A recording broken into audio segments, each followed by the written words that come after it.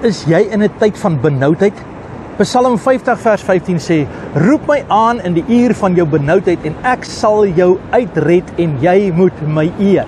Ek wil hê jy moet vandag weet dat jy kan roep.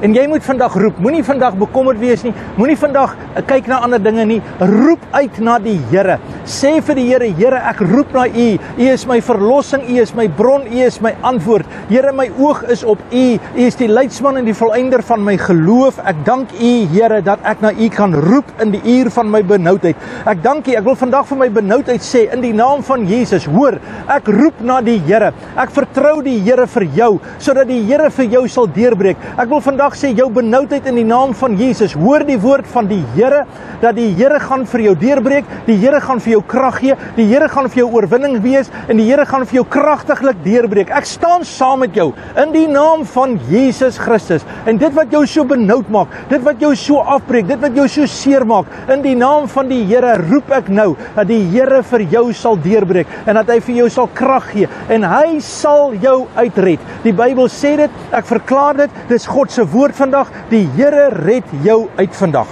En in die naam van Jesus, in die naam van Jesus, glo dit vandag.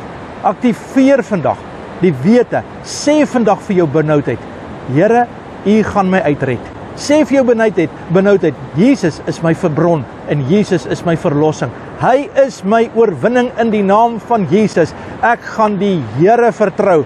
Nie let op my benoudheid verder nie. Ek gee my benoudheid nou vir Jesus. Vader, in Jesus naam dank ek U vir die deurbraak. Ek dank U, Here, dat U die uitkoms gee. Ons eer U, Here. Ons dank U, Here, vir gesondmaking, vir losmaking, vir voorsiening, vir die krag van die Here, want U is ons bron in Jesus se naam. Amen en God bless.